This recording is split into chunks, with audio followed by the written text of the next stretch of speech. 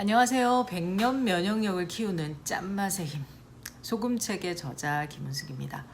오늘은 소금과 염증 다시 또 강조를 드려보려고 하는데요.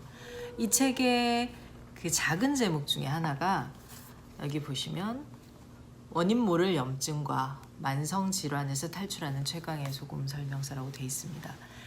사실 소금을 드시고 생기는 여러 가지 많은 긍정적인 변화들 중에서 좀 가장 드라마틱한 변화 중에 하나가 염증을 다스릴 수 있다는 거, 염증이 없어진다는 건데요. 다양한 어떤 질병들, 병명을 갖고 있지만 가만히 들여다보면 다 염증들이 많습니다. 병원에 가게 되는 상당한 이유들이 염증 때문인데요.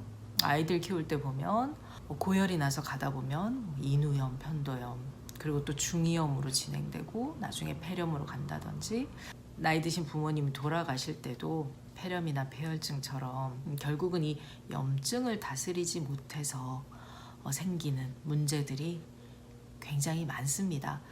그런데 이 소금의 여러 가지 미덕 중에 다양한 긍정적인 효과가 있지만 특히 소금을 잘 활용할 수 있는, 소금이 아주 그 활약을, 그 역할을 잘 해줄 수 있는 부분이 바로 이 염증을 다스리는 건데요. 제가 이 책에 그 소금과 염증의 관계를 다각도로 좀 많이 실어놨습니다. 그 중에서 특히 이 염증 부분, 특히 소금으로 염증을 다스린다, 이 부분을 제가 조금 읽어드리면서 이 부분 같이 좀 얘기 나눠보도록 하겠습니다. 소금으로 염증을 다스린다. 상담하다 보면 자신을 걸어다니는 종합병원이라고 말하는 사람 많다. 멀쩡한 곳이 없고 여기저기 아플 때마다 부위별로 다른 과를 찾아 검진과 진료를 받아야 한다. 그런데 그 내용을 가만히 들여다보면 결국은 온갖 염증으로 고생하고 있다. 비염, 중이염에서부터 편도선염, 구내염, 기관지염, 질염, 관절염, 간염, 위염, 대장염, 아토피 피부염까지 온갖 염증을 달고 산다.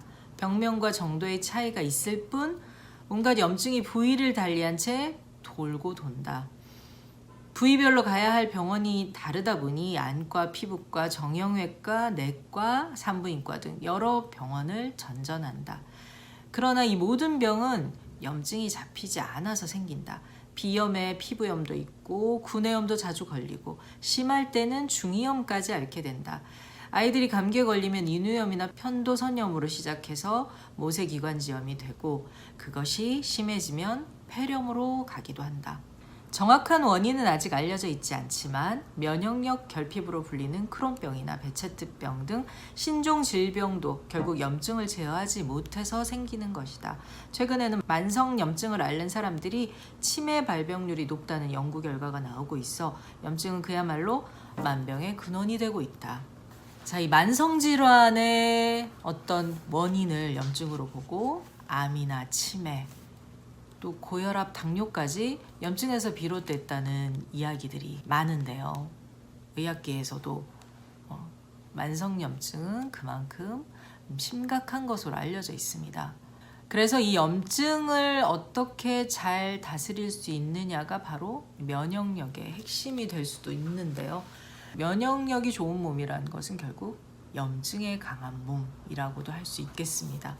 자, 소금이 바로 그 염증을 다스려 주는데 굉장히 좀 중요한 역할을 하는데요. 다음 부분 제가 읽으면서 또 같이 말씀드리도록 하겠습니다. 소금은 살균, 소염, 제독, 부패 방지 역할을 한다. 염증의 염은 불화자가 2개다. 외부의 균이 침입하면 우리 몸은 그쪽으로 긴급하게 혈액을 보낸다. 혈장과 백혈구가 치료를 하기 위해 상처난 지역으로 이동하면서 세포가 뜨거워지고 부어오르며 통증 신호를 보낸다. 영어로 염증은 inflammation으로 불을 의미하는 플라마, 라틴어의 플라마, 즉 불꽃 속에 있는 상태, inflamed, 염증이 있는 상태다. 이 불을 끄려면 당연히 물이 필요하다. 화기가 성하면 수기로 수국화해야 한다. 물로 불을 다스리듯 계속해서 깨끗한 혈액이 공급되어야 염증이 사라진다. 염증이 있을 때는 그 어느 때보다 수기가 절실히 필요하다. 몸에 수기운이 충분하다면 불이 나도 금방 진화되지만 수기가 모자라면 불길은 걷잡을 수 없이 커진다. 평소 수기가 약한 사람이라면 염증에 시달릴 가능성이 그만큼 높다. 저수지나 물탱크에 물이 풍부해야 진화 작업이 수월한 것처럼 우리 몸에도 물과 소금이 풍부해야 염증이 잡힌다. 소금기가 부족해 체액의 염도가 낮은 사람은 염증에 시달린다. 혈중 염도가 낮아지면 세균이나 바이러스 활동이 강해진다. 백혈구의 활동성이 약해지고 면역 기능도 떨어진다. 모기한테 물려도 상처가 덧나고 크게 다치지 않았음에도 상처가 쉽게 아물지 않는다. 비염, 중이염, 결막염, 피부염, 위염, 인후염 등 몸 여기저기서 염증이 생긴다. 온갖 병명과 증상에도 병원에서는 항생제 또는 스테로이드를 처방할 뿐이다. 그러다 보니 항생제의 내성과 스테로이드 부작용을 걱정하지 않을 수 없다.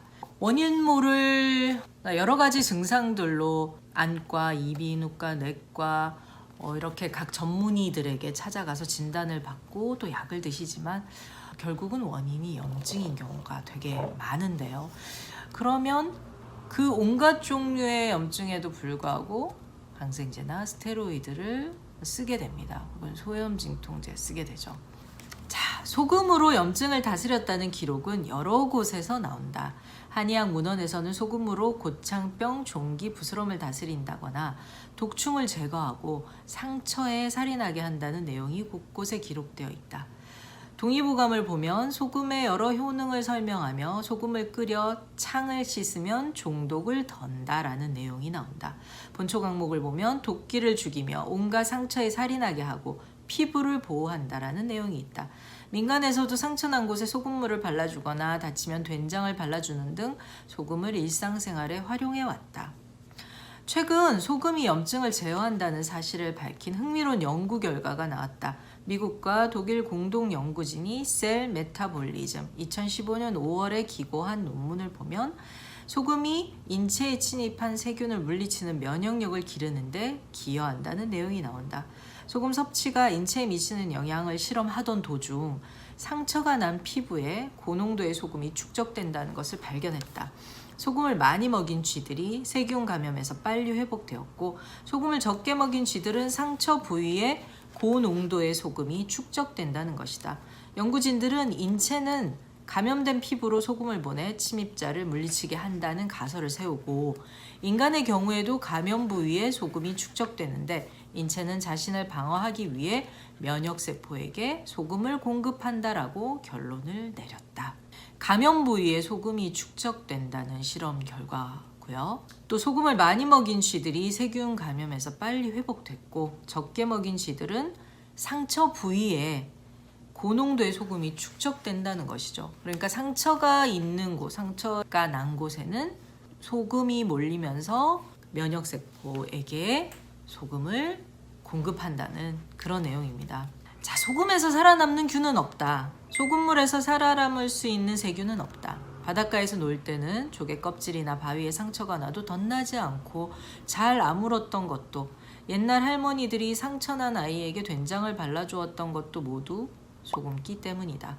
동서양을 막론하고 전염병, 역병이 돌면 소금으로 막았다. 다치거나 찢어지고 베었을 때 소금을 먹거나 뿌리면 빨리 아문다. 잇몸이나 치아의 염증으로 통증이 심할 때도 소금이 도움이 된다. 여드름이나 종기, 뾰루지, 농, 아토피, 류머티즘, 간염, 결막염 등 모든 염증에는 소금이 필요하다. 간이 안 된 음식은 빨리 상하는데 간간하게 절여 놓으면 잘 썩지 않듯 사람의 몸도 싱거우면 염증에 시달린다. 소금으로 염장하면 잡균이 생기지 않아 오랜 기간 저장할 수 있다. 가을에 김장을 하고 젓갈과 장아찌를 만드는 이유도 마찬가지다. 냉장고가 없던 시절에는 식품을 장기간 보존하기 위해 이런 음식이 필수였다. 인류가 다른 지역으로 이동할 수 있었던 것도 소금으로 염장한 식량이 있어서 가능했다. 상갓집에 다녀오거나 전염병이 성행하는 지역을 지날 때 시체를 염하거나 만질 때면 소금으로 손발을 씻고 이를 닦고 몸을 씻게 하고 소금물을 마시게 하여 부정을 방지하고자 했다.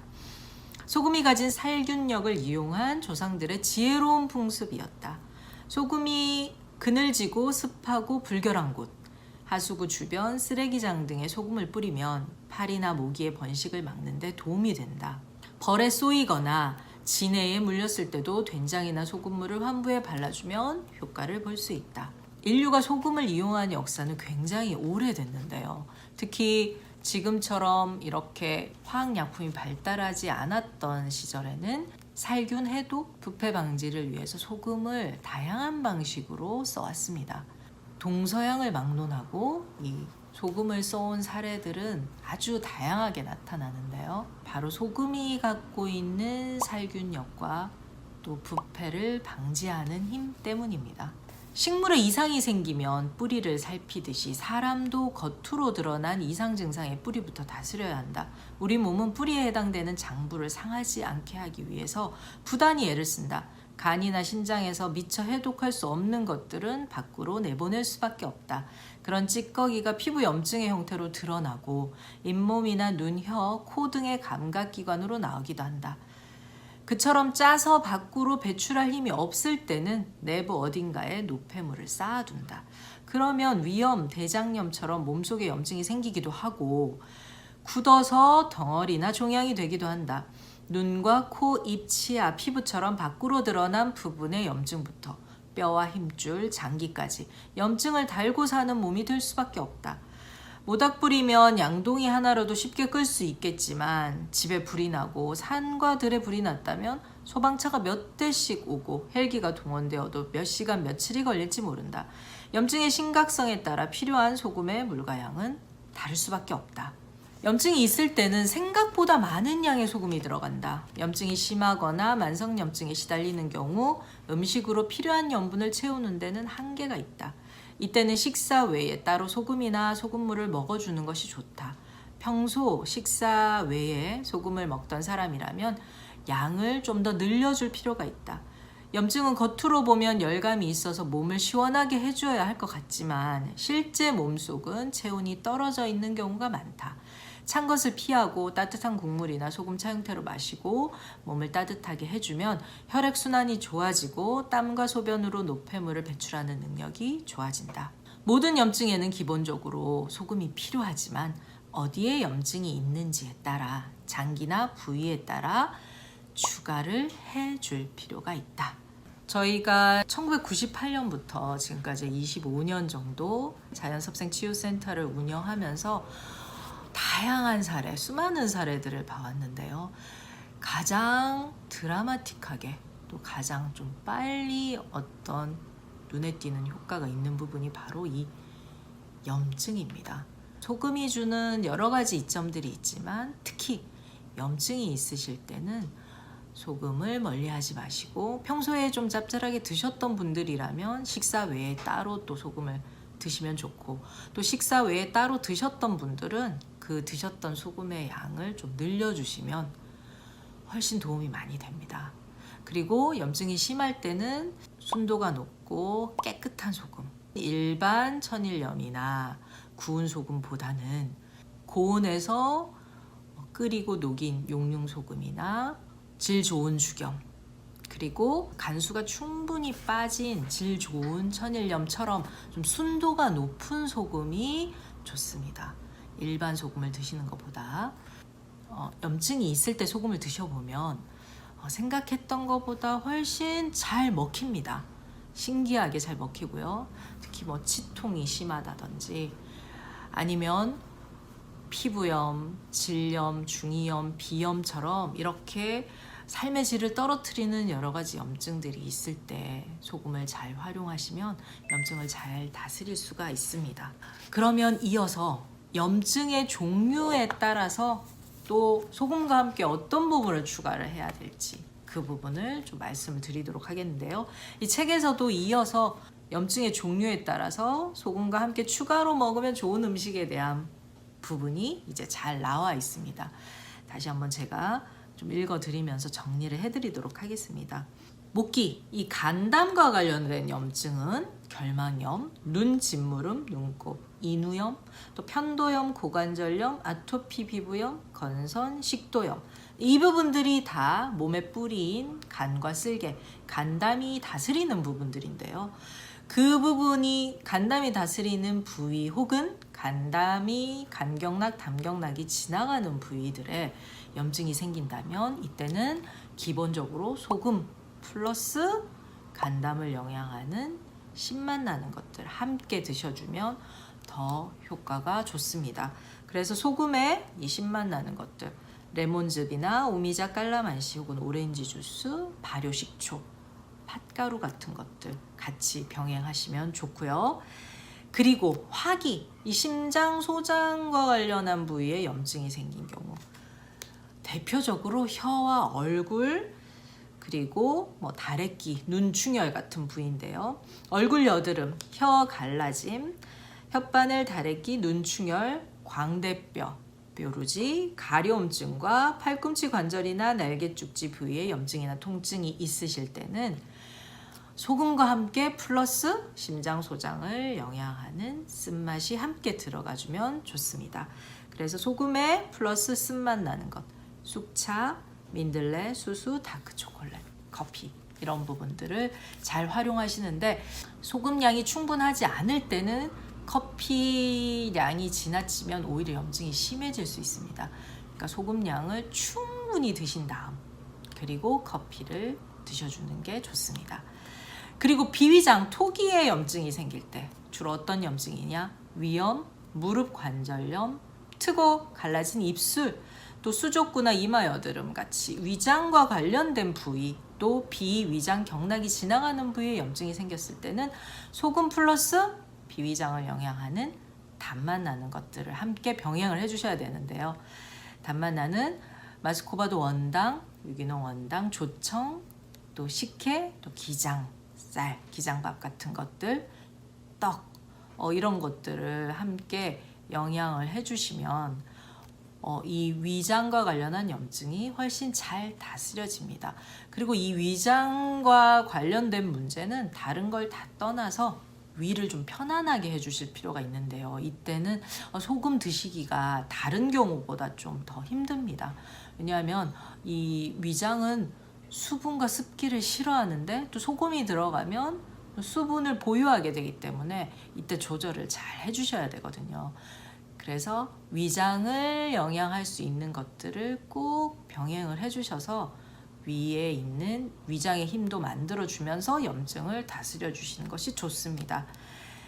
그 다음에 금기, 폐대장은 콧물이 줄줄줄 흐르는 비염, 그리고 재채기, 대장염, 콧물 감기와 물집이 생기고 진물이 생기는 피부염, 맹장염, 또 손목 염증, 그리고 대상포진 같은 이런 경우에는 소금 플러스 금기에 해당되는 매운맛, 생강차, 계피차, 칼칼한 국물류, 고추장, 또 현미, 율무 이런 것들을 병행해 주시면 도움이 됩니다.